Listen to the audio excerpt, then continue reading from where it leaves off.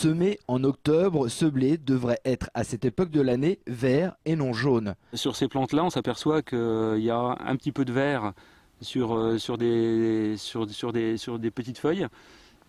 Par contre, au niveau du bas de la plante, c'est plutôt marron et c'est pas très bon signe.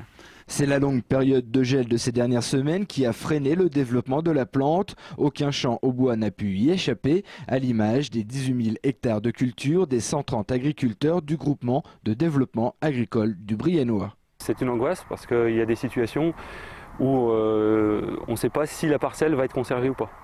Et le souci, c'est l'évaluation pour les prochains jours de l'évolution de la parcelle. Est-ce que les pieds vont redémarrer ou est-ce que ça va partir dans le mauvais sens? Est-ce que la parcelle va être détruite?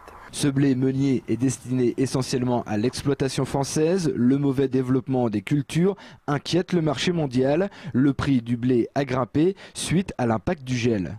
Et aujourd'hui, les marchés sont en attente du devenir des surfaces, que ce soit en France ou en Europe, puisque bon, la vague de froid va de Russie, d'Ukraine jusqu'en Espagne. On va dire que l'évolution du prix, on a pris une vingtaine de pourcents depuis quelques mois, mais il y avait une évolution qui était au départ avant le gel et qui a été amplifiée par le gel. Sébastien Grosmer est exploitant agricole depuis 10 ans. Il garde espoir. Tous les jours, il surveille son blé.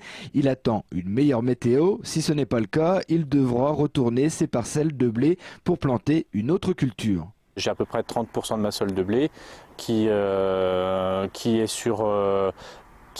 pour laquelle je ne sais pas en fait quel va être son devenir si je dois les retourner. Donc les retourner va me coûter effectivement beaucoup plus cher en temps et en travail.